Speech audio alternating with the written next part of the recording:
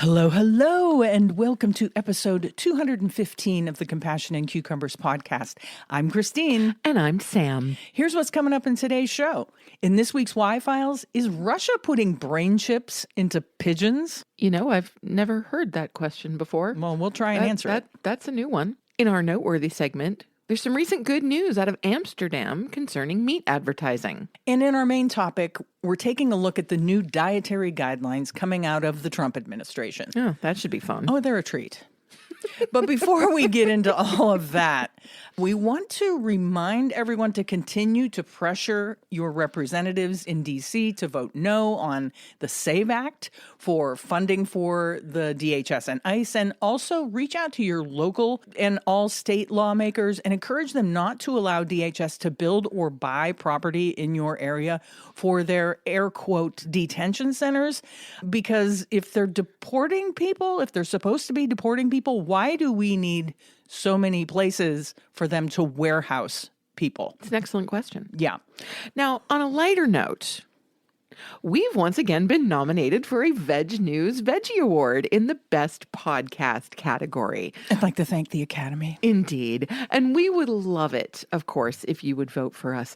We will leave a link in the show notes so that you can vote for your favorite veggie everything, essentially. And we also want to encourage you to vote for our friends at the vegan grocery store in North Tonawanda, New York, in the grocery store category. Yeah.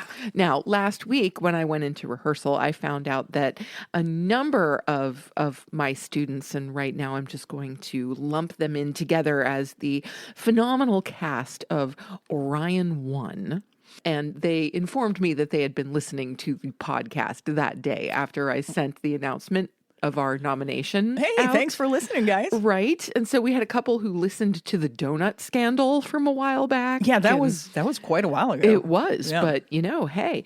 And so I want to give a very, very appreciative shout out to Ava, Bunny, Connor, Dana, Isabel, Jordan, Julia, Kara, Kenzie, Lily, Otoha, Tessa, and Valentina. Thanks for listening, guys. Thanks for listening, friends. Yeah. And good luck with your performance in the upcoming Fredonia Dance Ensemble concert. Yeah. They're going to be great. Of course they are. Because they're rock stars. Yeah, of course they are. Let's get on with the show. Let's jump into this week's Y-File, shall we? Let's.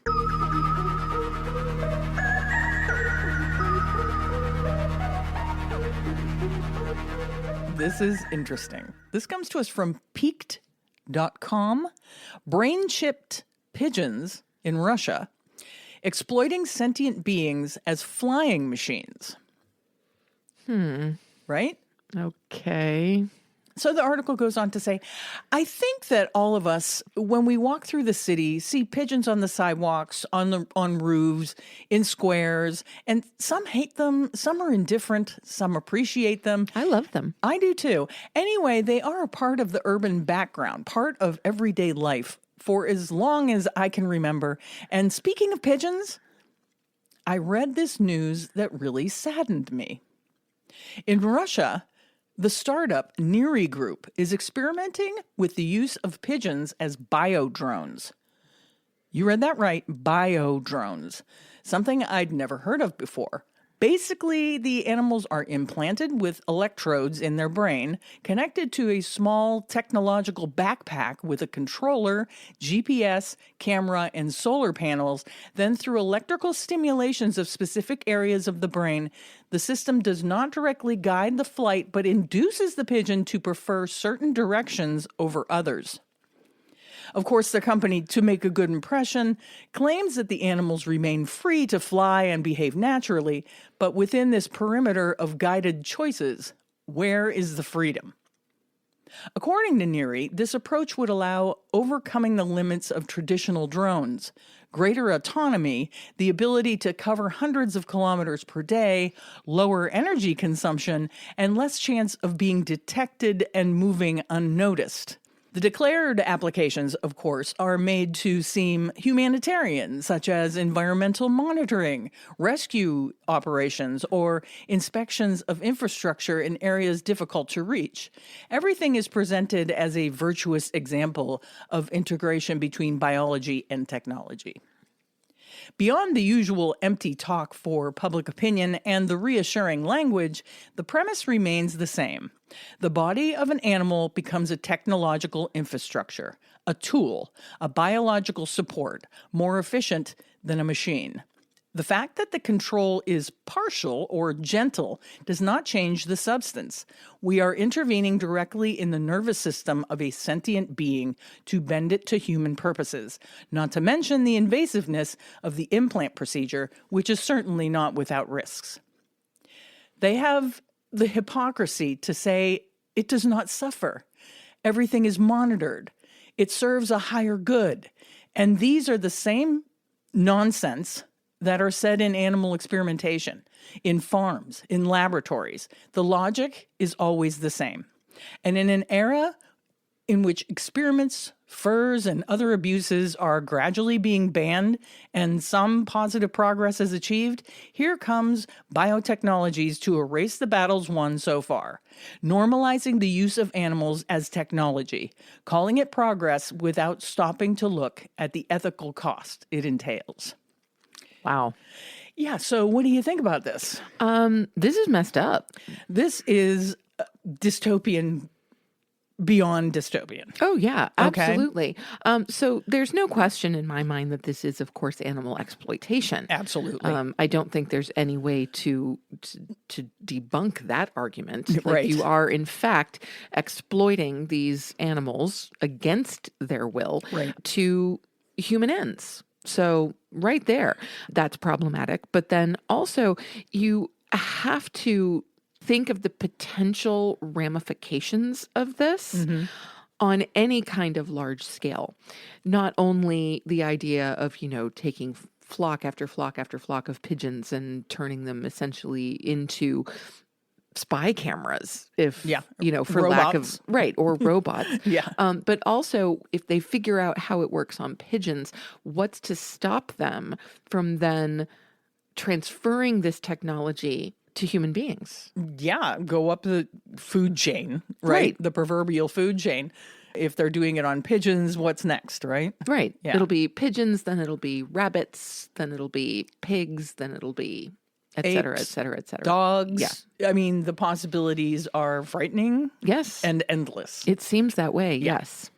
Yeah. So my question is, has this in fact been confirmed? Like, do we know that Neary is planning this as a standard procedure, let's say? Well, they're experimenting with it Okay. at this point. And they've done it. They've implanted the chips into pigeons.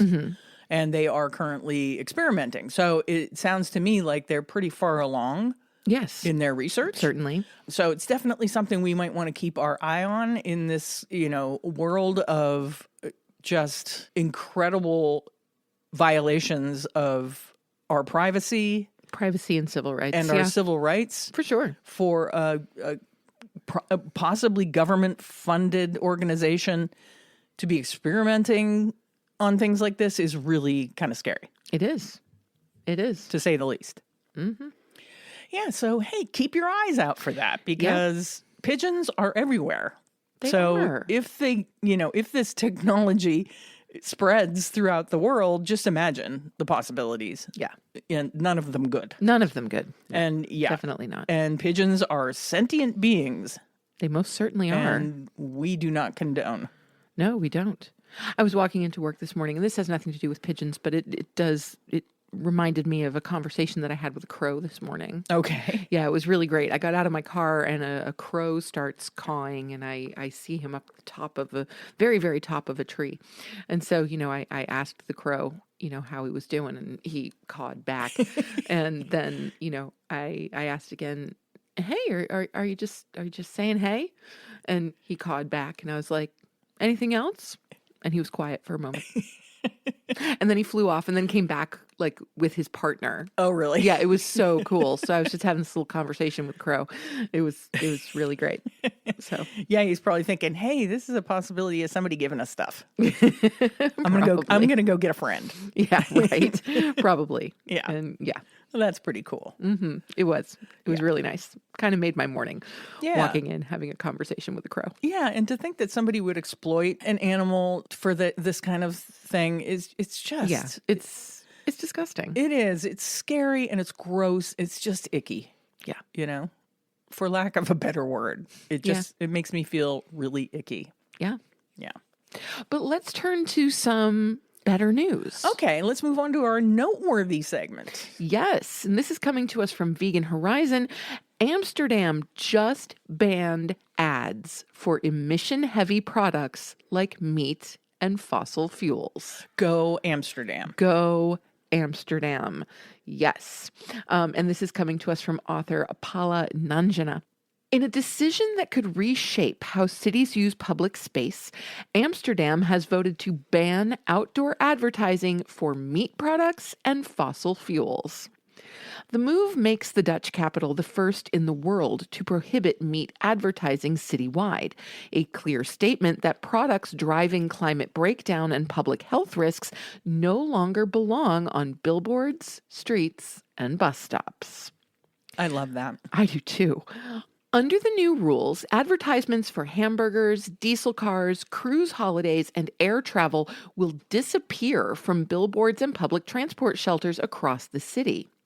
Shopkeepers will still be allowed to promote products on their own premises, but city-owned space will no longer serve as a marketing platform for high-emission industries. The ban was approved by a majority of city councillors and championed by GroenLinks and other progressive parties.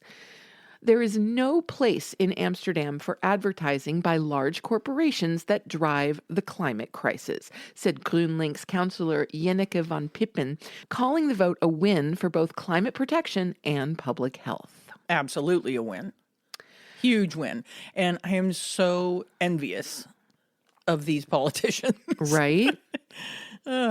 Yeah, to be in the Netherlands and to be able to get things done. Yeah. Seriously. If the goal is to align public space with climate science, it is difficult to ignore the environmental impact of the dairy industry. Dairy production is a major driver of deforestation and water pollution. It requires massive amounts of land, feed, and water, and generates significant methane emissions, a highly potent greenhouse gas. The climate impact of just 13 dairy farms is equivalent to that of the entire United Kingdom.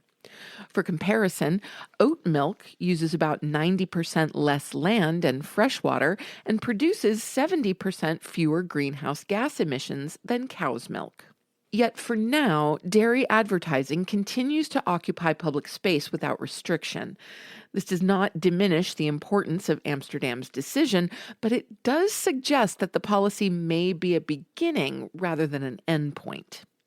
As awareness grows and climate commitments deepen, extending the same logic to dairy would be a consistent and scientifically grounded next step.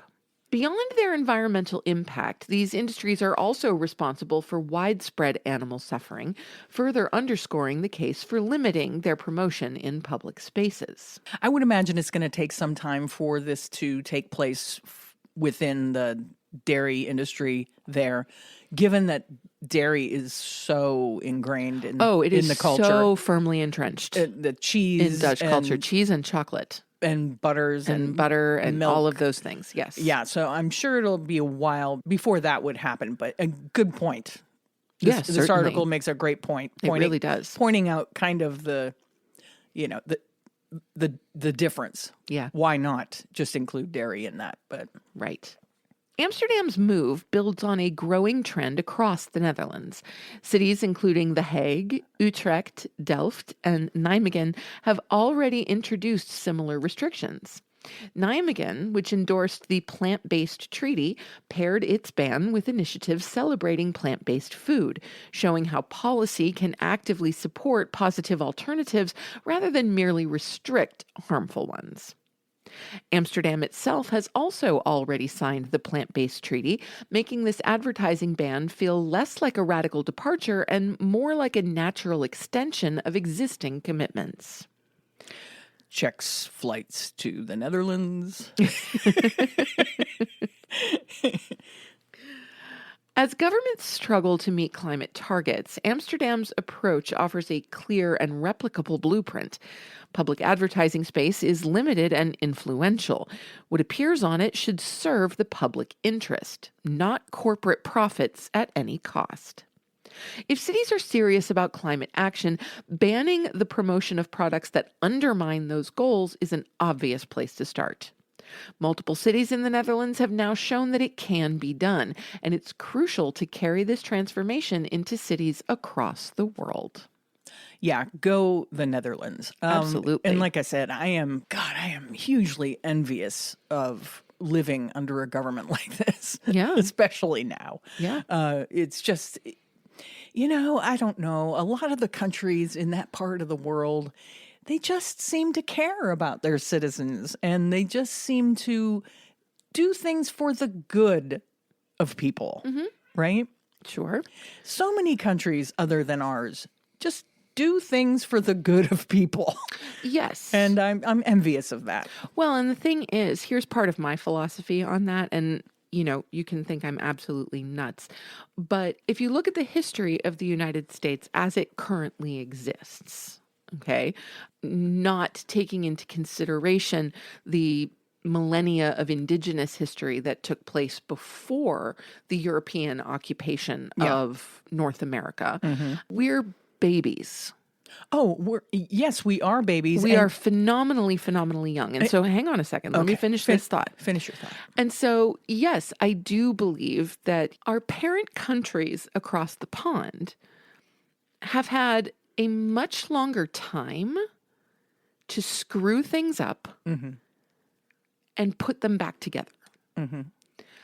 So if you take a look at the history of, let's say, even the UK, and if we talk about the modern history of the UK starting in, let's say, 1066, they've still been around for almost 1,000 years. And the history of those islands of England, Scotland, Wales, and Ireland go far, like way further back. Ancient times. Ancient times. And that is true for the entirety of the European continent, of course, Asia, Africa, etc.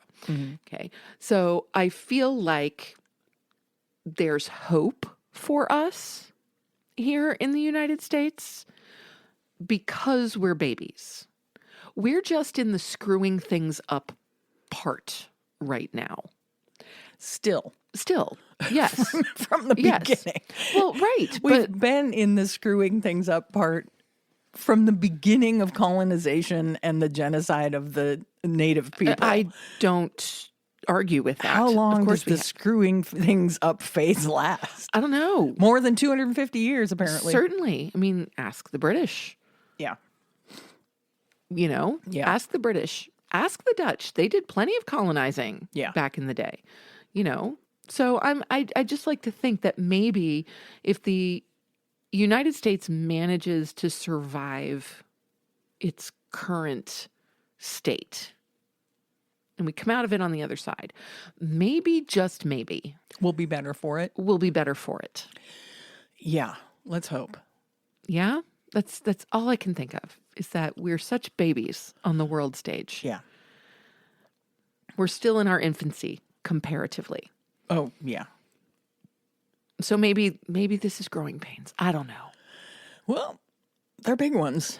They are. Big growing pains, that's for sure. But, I mean, again, I do not argue. I hope you're right, I mean, rebellions are built on hope.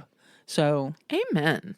Let's that. hope you're right. Yes. I think that's a Star Wars quote, to be honest with you. Is it really? I believe so. Not being well versed in Star Wars, I'll take your word for it. Yeah. Yeah, but hey, go Netherlands. Yes. This is an awesome thing. It's an awesome start. And it warms my heart to see things like this happening in the world. Yes. We got to find the glimmers of hope. Indeed. And that is definitely a good one.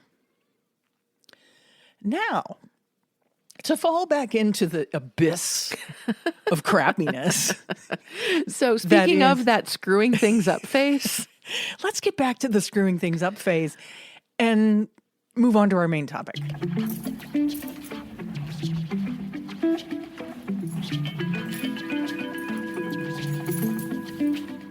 So this week we are coming at you with some information from the Physicians Committee for Responsible Medicine, one of our favorite medical organizations, right up there with nutritionfacts.org. Yes. So new dietary guidelines, it appears, have been written by authors with strong ties to the food industry. Big surprise. No surprise at all, really. Big And this surprise. is, of course, being reported by doctors. Yes, another huge grift. And I'm sure a lot of you have already seen the new graphic for the new dietary guidelines. It's insanity, and doctors agree that it's insanity. So the Physicians Committee for Responsible Medicine revealed in January that the new dietary guidelines for Americans were written by authors with strong ties to the food industry. Of 9 scientific review authors, at least 7 had industry ties. The authors declared receiving research funding or other compensation from the National Cattlemen's Beef Association, the Texas Beef Council, General Mills, the National Dairy Council, and the National Pork Board, among other companies. The authors with industry ties include Ty Beal, Scientific Advisory Committee member for Food and Agriculture Project, Comprehensive and Evidence-Based Global Assessment of the Contribution of Livestock to Food Security, Sustainable Food Systems, Nutrition, and Healthy Diets. J. Thomas Brenna, Financial Relationships Declared with Global Dairy Platform, National Cattlemen's Beef Association, Texas Beef Council, General Mills, and the American Dairy Science Association. Michael Gorin, Financial Relationships with Infant Formula Companies. Donald Lehman, Financial Relationships with the National Cattlemen's Beef Association and the National Dairy Council. Heather Lady, Financial Relationships with the National Cattlemen's Beef Association, the National Pork Board, General Mills, and Novo Nordisk. Amir Taha, Financial Relationship with California Dairy and Dairy Management, Inc. Jeff Volek, Scientific Advisor for Simply Good Foods, which owns Atkins and Quest Nutrition, brands that sell low-carbohydrate food products. Did you sense a trend in there? A little bit. Yeah. The administration has been hoodwinked by scientists working for the dairy and meat industries rather than for the health of Americans, says Anna Herby, nutrition education specialist for the Physicians Committee. This bias of these authors is reflected in the new guidelines, which heavily promote meat and dairy and mistakenly warn of nutrient deficiencies in vegan and vegetarian dietary patterns. These industry ties beg the question of whether the recommendations are in the best interest of the American people suffering from diet-related chronic disease or food industry companies who benefit from increased sales of their products. For decades, the guidelines have incorporated the recommendations of the Dietary Guidelines Advisory Committee. Federal law required this committee to be fairly balanced in terms of points of view represented, such that the advice and recommendations of the advisory committee will not be inappropriately influenced by the appointing authority or any special interest. Well, they didn't follow that, did they? Not so much, no. The new guidelines sidestep these long-standing protections by ignoring the Dietary Guidelines Advisory Committee's recent scientific report and relying instead on the recommendations of a hastily assembled panel of industry insiders without any oversight or input by the public. I think this entire administration can be summed up in that last sentence. Pretty much, yeah. Research is clear that eating a diet focused on meat and dairy increases the risk of diabetes, heart disease, obesity, and some types of cancer, says Dr. Herby. These new guidelines will do very little to help Americans make healthier food choices. Meat and dairy products are significant sources of saturated fat, which the guidelines state should be limited to no more than 10% of calories. The guidelines then go on to promote these foods as real food that should be prioritized in the diet, sending a confusing message to the public. Recent research in the Annals of Internal Medicine has reaffirmed that saturated fat raises LDL cholesterol, putting individuals at higher risk for cardiovascular disease. Prior to the issuance of the 2000 guidelines, the Physicians Committee sued under the Federal Advisory Committee Act and the Freedom of Information Act, arguing that 6 of the 11 Dietary Guidelines Advisory Committee members had financial ties to the meat, dairy, or egg industries, and that these financial ties might increase the likelihood that unhealthy foods would remain in the guidelines. A federal court agreed that the government had violated both laws. The Physicians Committee also challenged improprieties in the 2010, 2015, and 2020 guidelines in federal court. The Physicians Committee has also issued a news release on what the new guidelines get correct and where they need to be modified. And I think the Physicians Committee gives our Department of Health and Human Services a lot more credit than they deserve when they say that they think that they were hoodwinked by these people that are making the recommendations. Right. I don't believe they were hoodwinked at all. No. I believe that is completely cronyism, and they're benefiting financially. Yeah. Again, there's no question. Some of the largest industries in this country actively benefit from keeping people sick. Yeah. And the easiest way to start to make people sick is through the food that they eat. Yeah. Now, really, really quickly. Okay. I do want to go through some things that they got right. Okay. And a few things that should be modified. Okay. So the dietary guidelines are correct in that we should limit saturated or bad fat intake. Mm-hmm. They are correct in promoting plant-based foods like fruit and vegetables. They are correct in that we should limit alcohol consumption. And they are correct in streamlining advice and removing jargon, making recommendations easier to understand. I can get behind those things. In theory, yeah. Yes, in theory. Now, it is the opinion of the Physicians Committee for Responsible Medicine that the dietary guidelines should be modified to warn against animal protein, which is directly linked to heart disease and other chronic diseases. Mm-hmm. To state clearly that vegetarian and vegan diets provide all necessary nutrients with a B12 supplement, mm-hmm. and that plant-based processed foods are often fortified with essential nutrients and are a healthier option than animal products. They should warn against consuming dairy products, which are often high in saturated fat and directly linked to breast and prostate cancers. Right. They should eliminate confusion about saturated fat, specifying that it is in dairy products and meat and promotes both heart disease and Alzheimer's disease. They should recognize that some highly processed foods are healthful.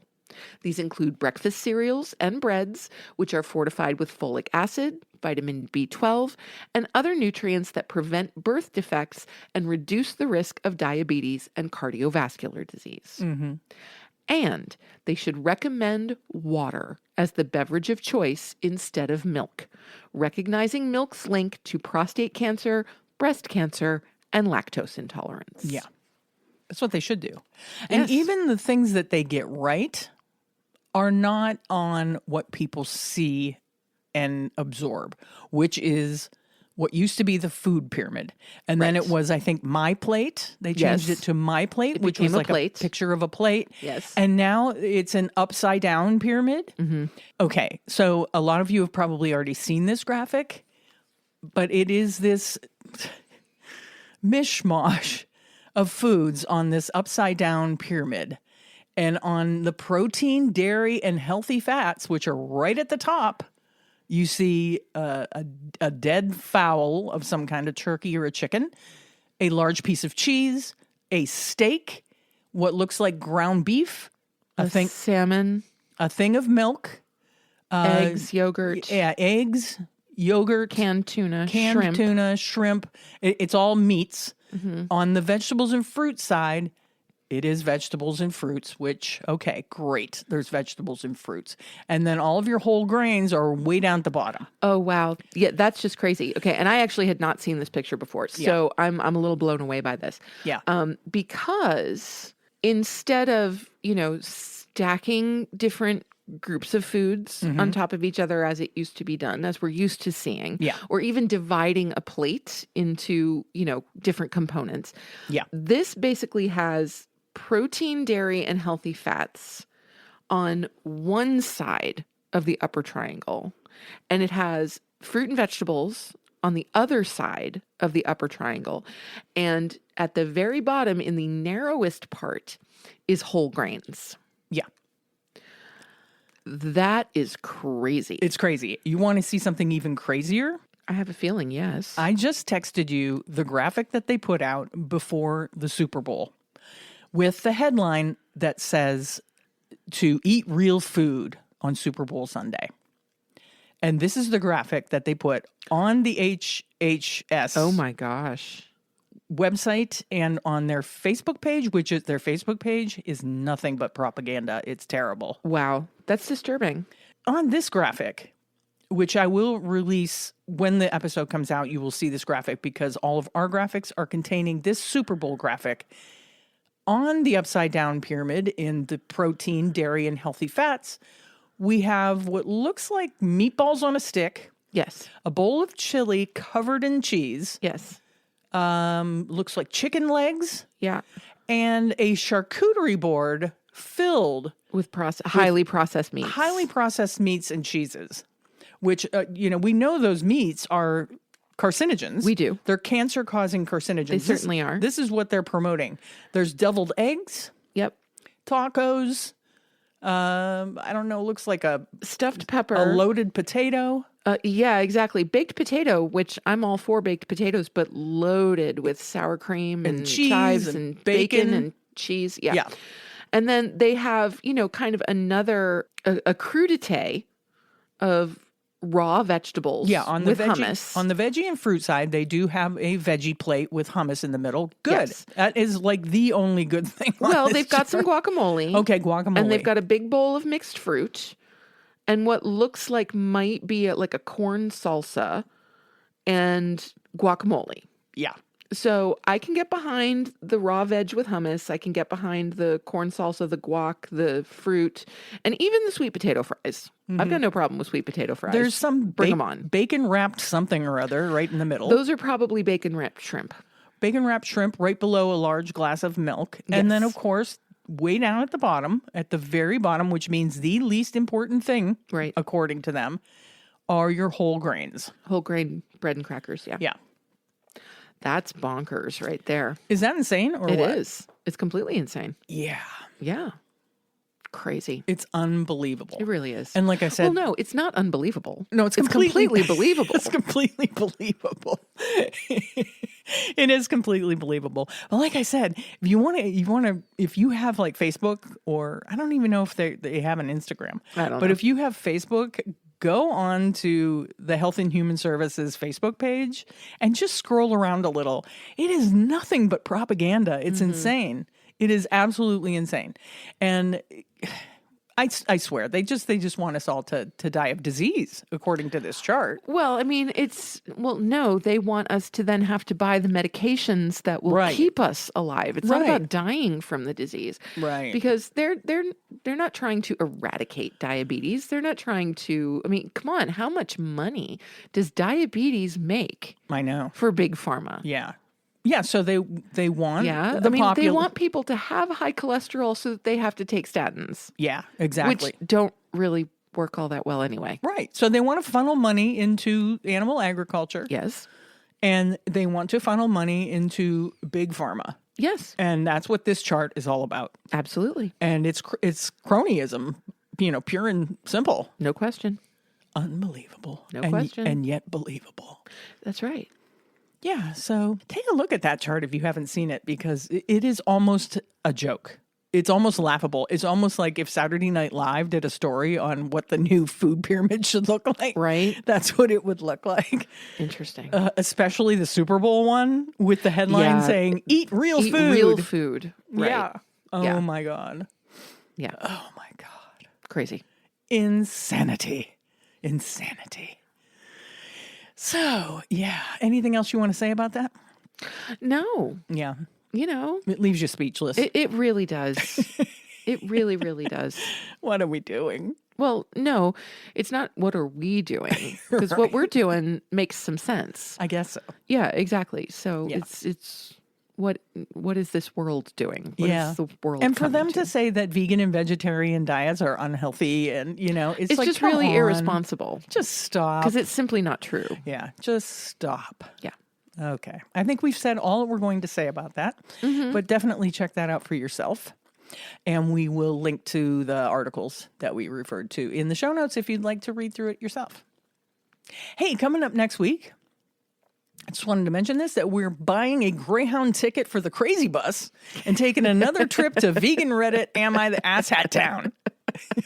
I love these episodes so much. We took a trip to Pittsburgh this weekend to go see our niece Lucy in a production of Chicago. Oh, she was so good. She was Yeah. great. But then again, we think she's awesome. I mean, we're a so- little biased, but she did really well. Yeah, she And did do really well. It's the teen version of Chicago, which is so cute. Yes, very, very cute. And so anyway, we were listening to the podcast on our way down and on our way back, and I kept requesting the asshat episodes. Yeah, I'm Sam's like, no, just can we listen to some asshat episodes? I was like, Sure. more asshats.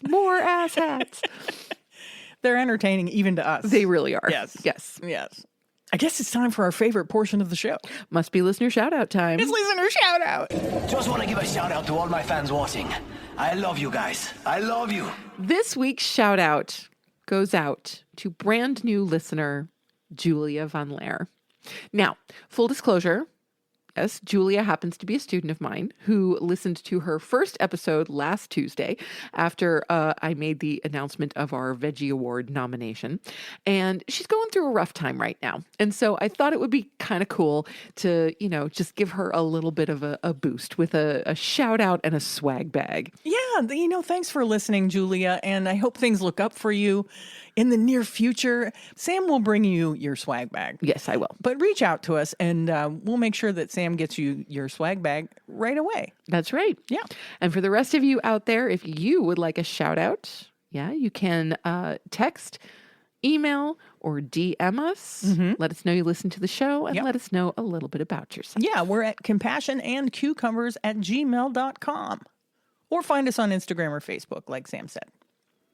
I guess it's time to wrap this baby up. But before we go, be sure to subscribe to the show and leave a review on your favorite podcast app. And subscribe to our YouTube. Also, be sure to like and follow us on Facebook and Instagram for updates about the show, pics of all the vegan food we find, and a bunch of other really great stuff. If you want to get news about upcoming episodes, you can do that by subscribing to our weekly newsletter at compassionandcucumbers.com. And with that, it's time to sign off. You have just listened to episode 215 of the Compassion and Cucumbers podcast, and there's nothing left to say but where cukes and compassion are always the fashion on the podcast. Thanks, James. Have a great week, everyone. We'll talk to you next Tuesday for that asshat episode. Indeed we will. We love you. We do. Take care of each other. Bye-bye.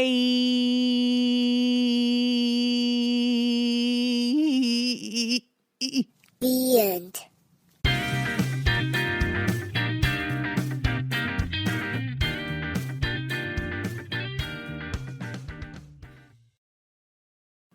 If you'd like to support the Compassion and Cucumbers podcast, well, you can do that by hopping on over to our Patreon page and becoming a patron. We have all the recipes from our vegan kitchen series up there, and we'll be adding some patron-only episodes in the near future. So thank you for supporting us at whatever level that you choose, and thank you again for listening to Compassion and Cucumbers podcast.